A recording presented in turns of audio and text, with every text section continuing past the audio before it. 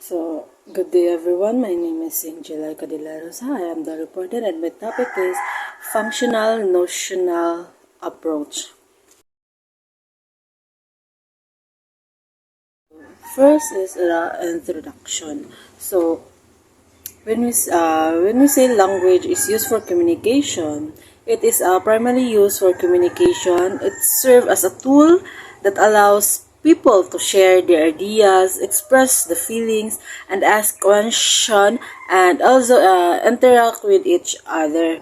So second is learners needs language for real life situation. So learners needs language for real life situation to communicate effectively and handle every task confidently. So next is functional notional approach, focus on use and meaning. So it also emphasize using language in real life situation and understanding its meaning. So the functional notional approach was developed in 1970. So next is the reaction to grammar-based teaching. So some find it to focus on rules and structure, while others believe it provides a solid foundation of the language accuracy. Next is influenced by communicative language teaching.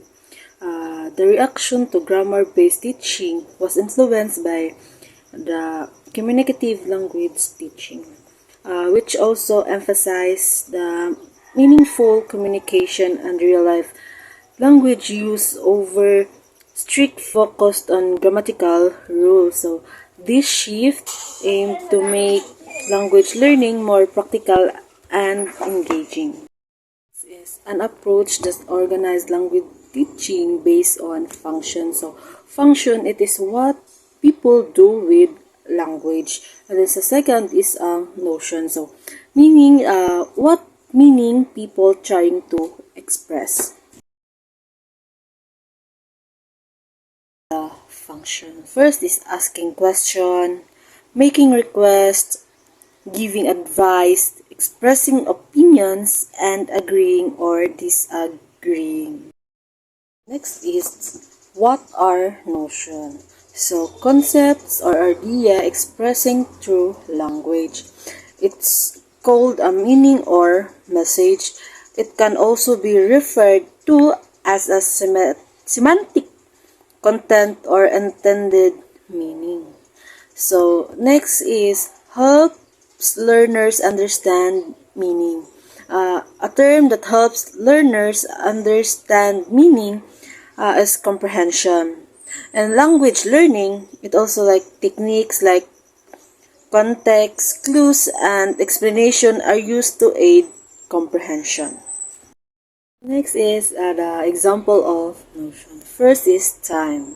So time like past, present, or future. Next is the quantity, which is how many or few. The next is location, like where or here or there. So next is frequency, like often or rarely. Next is focus on approach. So meaning over memorization. So memorization is a process of committing information to memory through repetition and practice so that it can be recalled later without needing to understand or analyze it deeply. It is often used to remember facts, sequence, or details.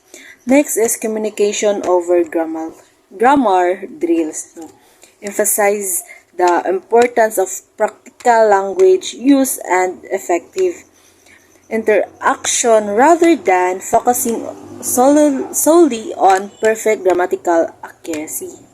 So next is language as a tool, not just a structure. So means viewing language as a means for practical communication, expression, and connection rather than merely focusing on its grammatical rules and formal aspects.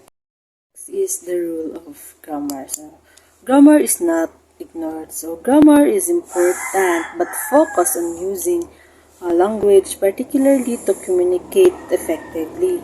Next is taught within context. So grammar is taught within context for better understanding and practical use.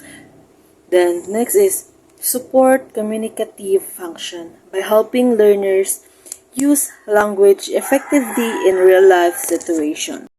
Next is the teacher's rules. So, facilitator of communication.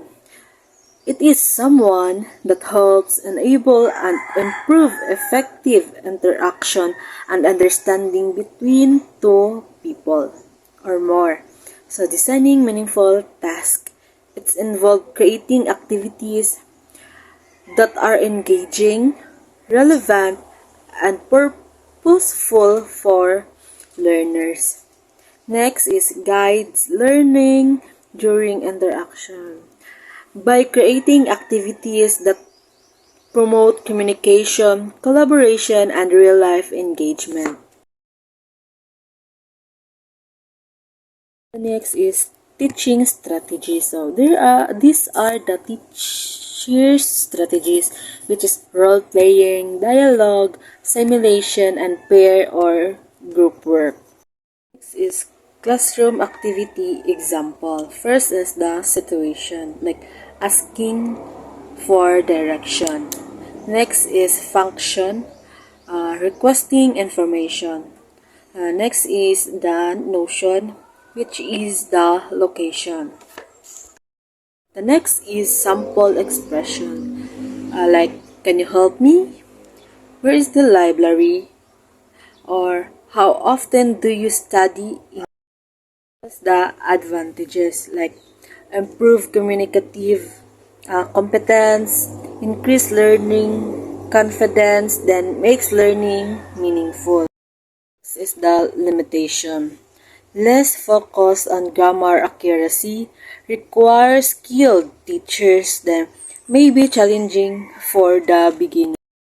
Comparison with tradition approach. So the tradition is the grammar centered, the functional notional is the meaning centered, then the focus on real communication.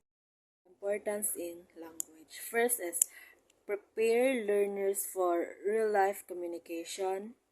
Second is encourage fluency and interaction. Third is support learner-centered teaching.